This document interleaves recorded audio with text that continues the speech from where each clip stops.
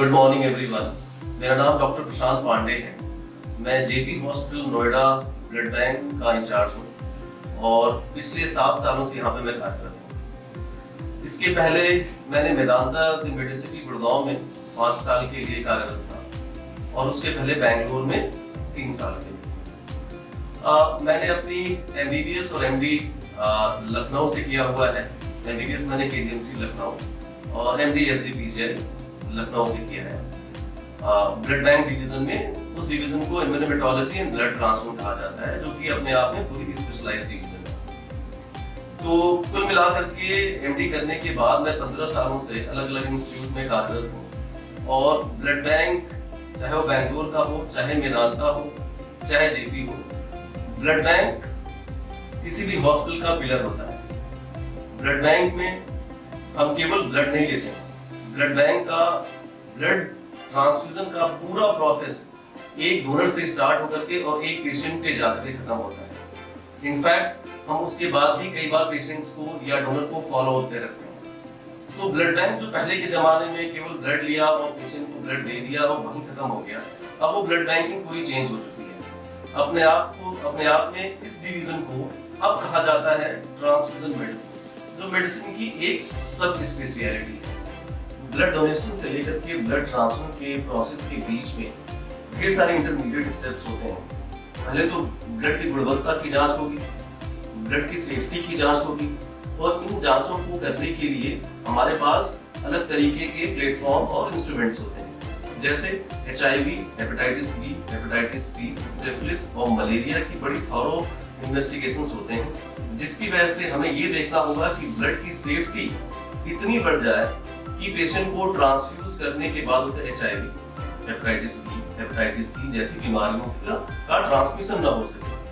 तो ये प्रोसेस बड़ा ही मेटिकुलस होता है। बहुत ही जांच और पड़ताल के बाद इनकी गुणवत्ता तय की जाती है कि किस मशीन को यूज करके कितनी ज्यादा हम उनकी सेफ्टी बढ़ा सकते हैं। मॉडर्न ब्लड बैंकिंग में आजकल HIV, हेपेटाइटिस B और हेपेटाइटिस C की जांच करने के लिए state of the art equipments हैं, जिसके थ्रू हम ब्लड की सेफ्टी को बढ़ा सकते हैं। तो अगर हमसे ये पूछा जाए कि भाई ब्लड देने का फायदा क्या है, तो मुझे तो लगता है सबसे बड़ा फायदा क्या है कि आपने अपने ब्लड से 4 लोगों की जान बचाई। इससे बड़ा कोई फायदा नहीं हो सकता है जिसमें एक सोसाइटी बेनिफिट हो रही है। अब भारतवर्ष में जहाँ पे कम से कम 50 मिलियन यूनिट्स पूरे साल की जरूरत पड़ती है, हम उसका 50% पार्ट भी नहीं दे पाते। और ब्लड की जरूरत तो है इस पूरे भारतवर्ष में। बहुत सी सर्जरीज पोस्टपोन हो जाती हैं, बहुत से थैलीसीमिया के पेशेंट हैं जिनको टाइम से ब्लड नहीं मिलने की वजह से उनकी आयु छोटी हो जाती है, क्योंकि उनको रेगुलर ब्लड ट्रांसफ्यूजन चाहिए होता है। तो हमें तो ब्लड रेगुलर चाहिए होगा। और ये इसका सबसे अच्छा सोर्स ये है कि यंग एज से लेकर up to the age of 65 हर एक आदमी ब्लड दे सकता है, जिसका हीमोग्लोबिन 12.5 के ऊपर हो, जो आदमी हेल्दी हो, ये सारे लोग ब्लड दे सकते हैं। इनफैक्ट डायबिटिक्स भी ब्लड दे सकते हैं अगर ओरल हाइपोग्लाइसेमिक में है। हाइपरटेंसिव लोगों भी दे सकते हैं अगर उनका हाइपरटेंशन अंडर कंट्रोल है मेडिकेशन के बाद। तो ये ऐसा नहीं है कि डायबिटिक ब्लड नहीं दे सकता, हाइपरटेंसिव ब्लड नहीं दे सकता, सभी दे सकते हैं। अपने आप को आपको हेल्दी रखना है। ब्लड ग्रुप 4 तरीके के होते हैं, B, O, A और AB। मैं फिर से रिपीट करूंगा, B, O, A और AB। इंडिया में सबसे कॉमन ब्लड ग्रुप B है, पूरी दुनिया में सबसे कॉमन ब्लड ग्रुप O है। अगर हम कंपोनेंट सेपरेट करते हैं तो O ग्रुप का जो डोनर है उससे जो भी कंपोनेंट बना हुआ है, फॉर एग्जांपल हमने रेड सेल बनाया, ये red cell universal red cell है, हम किसी को भी दे सकते हैं, चाहे वो B ग्रुप का NDP पेशेंट हो, चाहे A ग्रुप का पेशेंट हो, चाहे AB ग्रुप का पेशेंट हो। वो यूनिवर्सल डोनर होता है। वैसे ही जब हम प्लेटलेट्स और प्लाज्मा ट्रांसफ्यूज करते हैं, जैसे डेंगू पेशेंट्स को हम प्लेटलेट ट्रांसफ्यूज करते हैं या लीवर फेलियर के पेशेंट्स को हम प्लाज्मा देते हैं, तो AB ग्रुप यूनिवर्सल प्लाज्मा होता है, इसको हम न्यूट्रल प्लाज्मा बोलते हैं। इसमें किसी तरीके की एंटीबॉडी नहीं होती है। तो जब भी कोई ट्रॉमा केस है या इमरजेंसी ब्लीडिंग के केसेस आते हैं, उस टाइम पे रेड सेल वो किसी भी पेशेंट को हम दे सकते हैं, क्योंकि क्रॉस मैच करने का टाइम नहीं रहता उस टाइम। वैसे ही प्लाज्मा हम AB उस पेशेंट को दे सकते हैं। तो वो रेड सेल यूनिवर्सल है, AB प्लाज्मा यूनिवर्सल है। 2020 हम सभी के लिए बहुत ही अनफॉर्चुनेट रहा है। इनफैक्ट देखा जाए तो पूरी दुनिया इससे परेशान है और भारतवर्ष में कम से कम 1.5 लाख लोगों ने अपनी जान गंवाई है। कोविड पैंडेमिक से।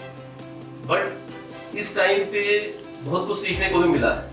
अब हॉस्पिटल के इंफ्रास्ट्रक्चर में, ब्लड बैंक के इंफ्रास्ट्रक्चर में ऐसे नेसेसरी चेंजेस लाए गए हैं कि जब भी हम किसी डोनर से बात करें तो एक फिजिकल बैरियर बना हुआ है। आप देखेंगे हमारे हॉस्पिटल में जहाँ जहाँ डोनर का इंटरेक्शन होता है हमने फिजिकल बैरियर बनाया हुआ है। हमने हर जगह पे हैंड सैनिटाइजर रखा हुआ है। इनिशियली हमें काफ़ी तकलीफ आ रही थी डोनर्स को मोटिवेट करके हॉस्पिटल के अंदर लाने में, बट पिछले 3 या 4 महीने में अब चीज़ें धीरे धीरे करके नॉर्मलाइज हो रही है। अब लोगों को ये समझ में आ गया है कि कोविड से हमें डरना नहीं है, हाँ, लेकिन प्रिकॉशन सारे लेने हैं। तो आजकल जब भी हमारे डोनर ब्लड बैंक में आते हैं तो वो प्रॉपर N95 मास्क के साथ आएंगे। जब यहाँ पर आएंगे 1-2 गज की दूरी बना के बात करेंगे और फ्रिक्वेंटली हैंड सैनिटाइजर यूज करेंगे। अब हम उम्मीद करते हैं कि जब से vaccination drive health care workers के लिए स्टार्ट हो गया है, जब से नंबर ऑफ केसेस अब कम होने लगे हैं पूरे भारतवर्ष में, तो अब सबको अब आगे आना चाहिए और डोनर्स की जो कमी महसूस हो रही थी पूरे हॉस्पिटल को, चाहे कोई भी प्राइवेट या गवर्नमेंट हॉस्पिटल हो,